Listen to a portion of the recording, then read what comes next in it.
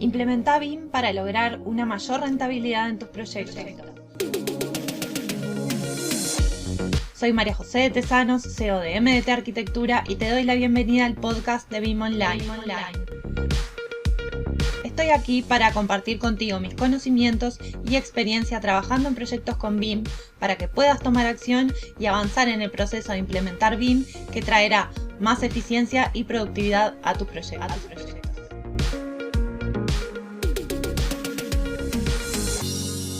Hola a todos, hoy quiero que hablemos sobre estrategias para mejorar los procesos con BIM en las empresas, en tu estudio de arquitectura, en tu estudio de ingeniería, en tu empresa constructora, donde ya estés trabajando con BIM, donde ya diste ese primer paso, pero sabes que todavía no lográs esos resultados que esperás de BIM obtener más productividad en tus proyectos, tener una comunicación más fluida con tu equipo y con otros equipos de trabajo. Y esto es algo que pasa muy comúnmente y por eso también lo traigo, porque justamente nos surge por un lado una consulta de un estudio de arquitectura de un cliente que es arquitecto, que trabaja con un equipo de freelancers en su estudio, en donde todos ya manejan Revit también, pero no se logra comunicar de forma fluida, los distintos modeladores no tienen el mismo nivel de capacitación en BIM. De hecho, en realidad solo tienen capacitación en la herramienta, pero no en los procesos, entonces no tienen documentos creados o una metodología, todos trabajan de forma dispersa, de la manera que les parece, donde además me plantea que se dan muchas tareas que son repetitivas y en todos los proyectos por iguales, y si existiría entonces la posibilidad de reducir ese tiempo ahorrando justamente este proceso de tareas repetitivas en una única preconfiguración que se puede usar para todos los proyectos. Y además traigo también este tema porque justo estamos teniendo un proceso de asesoría a través de la página de MT Arquitectura del estudio, donde distintos profesionales han completado un cuestionario en BIM para ir detectando justamente esos puntos en los que pueden mejorar en sus procesos. Y este cuestionario en definitiva es como una especie de guía de mejora, en donde hay que mejorar, y muchos de ellos también han finalizado este cuestionario con una reunión de consultoría en donde se han repetido muchos de estos temas de los que vamos a hablar en cómo mejorar entonces estos procesos. ¿Qué es lo que pasa? Que en realidad todavía se depende mucho del CAD, de esas piezas en 2D, y hay una capacitación, un trabajo inicial con el software BIM, que puede ser Revit o puede ser otro software de modelado, en general solamente de modelado, pero faltan entonces toda esta estructura de procesos y documentos que justamente agilicen estos procesos y en definitiva ahorren tiempo en el desarrollo de los proyectos. Entonces, algunas de las respuestas, por ejemplo, con respecto a este cuestionario, eran: los equipos de trabajo no manejaban el software adecuado para el uso o los usos de BIM que estaban teniendo en esa empresa o en ese estudio, donde los procesos de revisión de un proyecto, los procesos de comunicación se hacían muy largos por tener muchas idas y vueltas en la búsqueda de información, por ejemplo. Incluso uno de los estudios de arquitectura nos decía que por momentos tendrían que volver a planificar un proceso nuevo de implementación. O sea, imagínense que ya habían hecho un proceso de implementación con todo el costo y con todo el tiempo que conlleva, y estaban pensando en volver a planificar un proceso porque no tenían los resultados que esperaban. Como te decía también, que dependen mucho del 2D, y nosotros trabajamos el año pasado con un estudio de ingeniería que armaba las láminas dependiendo mucho, sobre todo las láminas de detalle, de armarlas todavía en CAD y traspasarlas al Revit. Entonces el trabajo realmente era enorme, sobre todo para proyectos grandes con más de 100 láminas, por ejemplo, y donde pudimos ayudarlos encontrando un proceso de automatización, no solamente dependiendo menos del CAD, sino también un proceso de automatización con Dynamo para la creación y documentación de todas esas láminas de forma mucho más ágil y eficiente. Y hay estudios que, por ejemplo, nos planteaban que no tenían claro el alcance de cómo mejorar estos procesos o qué tenían que hacer para mejorar estos procesos. Hay una intención de mejorar, pero no claramente cómo hay que hacerlo o qué paso seguir. Y también estudios que evaluaban que sus equipos de trabajo necesitaban una capacitación adecuada para los usos que cada uno tenían, porque obviamente no todos los miembros del equipo de trabajo necesitan la misma capacitación. Y te quiero contar entonces algunos de los errores típicos que se dan o de los puntos de estancamiento en esta mejora de los procesos.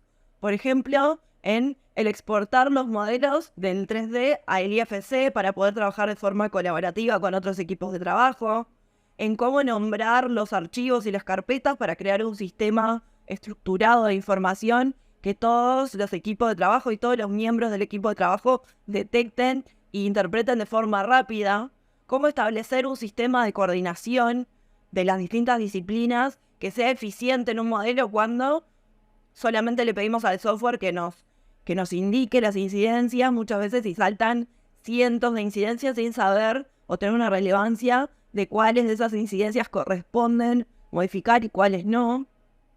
Y obviamente yo siempre repito que el software lo que hace es reconocer esa información que nosotros le volcamos. Entonces, cuanto más precisa sea la información que nosotros le decimos que necesitamos detectar en esas incidencias, mejor va a ser el resultado. Y más ágil para nosotros que en vez de tener que evaluar una por una 100 incidencias, podemos analizar que de esas 100 solamente correspondían 30 o 40.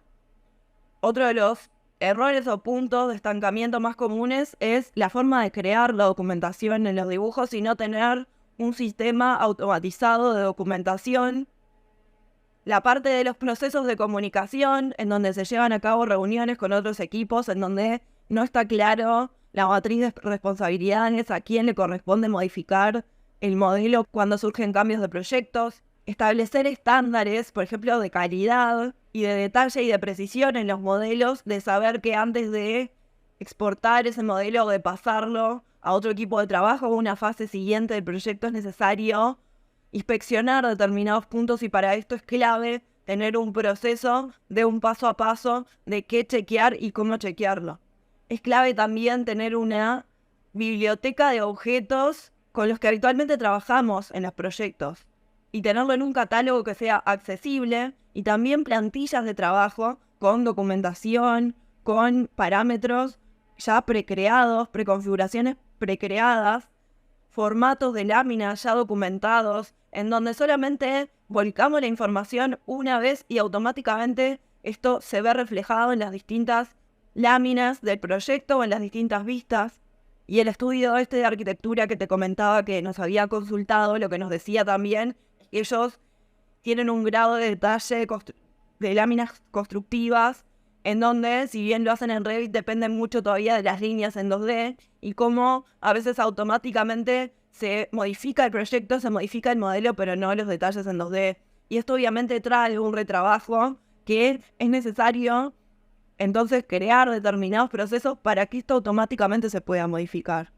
Saber hasta dónde modelar, qué pedirle a los subcontratos, hasta qué nivel de detalle y precisión, y establecer procesos de trabajo colaborativo. Aprender a intercambiar esa información y documentarlo. Acordar de antemano quién va a hacer qué cosa. Como te decía, automatizar tareas, por ejemplo, de documentación, que van a hacer que se ahorre muchísimo tiempo de trabajo, no teniendo que hacerlas cada vez en todos los proyectos, sino preconfigurarlas una vez y usarlas siempre. Documentar todos los procesos y flujos de trabajo, y esto es vital, lleva un tiempo al inicio y parece que no sirve para nada, pero en realidad después es solamente indicarle a otro miembro del equipo de trabajo, yo trabajo de esta manera, este estudio trabaja de esta manera, y esto sobre todo era muy útil para este arquitecto que nos consultaba que trabajaba con un equipo de freelancers. Si ya hay un sistema precreado de cómo se modela, de cómo se coordina, de cómo es el estándar de calidad de ese modelo, simplemente es que ese freelancer nuevo lo absorba ya teniendo un proceso precreado y mostrando cómo es ese proceso de forma fácil, para que entonces ese nuevo colaborador se pueda sumar de forma intuitiva prácticamente. Y planificar la mejora de estos procesos, ¿no? Cómo yo mejoro estos procesos definiendo objetivos con todo este abanico entonces de posibilidades de mejora que hay. Bueno, ¿cuál es el punto que voy a atacar? ¿Cuál es el punto siguiente que voy a atacar? ¿Y qué es lo que tengo que hacer? Y asesorarme en eso, capacitarme en qué es lo que necesito para lograr esto que todavía siento que me está estancando en el proceso de trabajo con BIM. Definir estándares, por ejemplo, en la nomenclatura de archivos, como decía, o en la estructura de información, o en cómo modelar, por ejemplo, los elementos de modelado reconociéndolos con determinada nomenclatura para que entonces al extraer el cómputo de materiales en las planillas se indique de esa forma y no de otra, y que yo entienda esa información. Todo eso lleva una preconfiguración, pero también un pienso y una planificación de cómo tiene que ser para después hacerlo y que solamente se implemente. Pero la barrera que yo veo es en la parte de conocimiento y capacitación en qué necesito para lograr eso, cómo yo puedo lograr eso. Y simplemente es planificándolo, pero por supuesto hago hincapié siempre en la parte de la formación y la capacitación continua, ¿no? BIM es un constante proceso de mejora en donde además va surgiendo nuevas tecnologías que ayudan y potencian todo este proceso de trabajo. Entonces siempre es necesario estar viendo cuál es el siguiente paso que puedo dar para mejorar mis procesos de trabajo y para ser muy productivo. Pero claro, también para esto es necesario saber cómo trabaja tu equipo de trabajo, cómo trabaja tu empresa. Y esto es lo que vemos, por ejemplo, en este cuestionario que tenemos en la página de MDT Arquitectura, donde muchas empresas demoran más de 10, 15 minutos en hacer un cuestionario de 5 o 6 preguntas, porque implica un pienso y reflexionar. ¿Cómo está trabajando mi equipo de trabajo? ¿Cuáles son los puntos débiles? ¿Cuáles son las fortalezas? Todo el equipo y todos los miembros de trabajo están desarrollando sus tareas y sus responsabilidades como deberían. ¿Y cómo comprobamos, en definitiva, la eficiencia de este trabajo? ¿Cómo podemos establecer métricas de mejora y saber qué es lo que está funcionando y qué es lo que no? Y otro punto muy común es la falta de seguimiento y de control en este progreso, ¿no? Y en estos procesos de mejora. Por eso es necesario tener un plan, tener una planificación antes de empezar y asegurarte de que tú y tu equipo desarrollen una estrategia capacitándose para después poderla poner en marcha. Y hasta aquí el episodio de hoy. No te olvides de suscribirte para recibir más contenido de BIM. Te espero en el próximo episodio con más proyectos, más experiencias compartidas y mucho más BIM Online.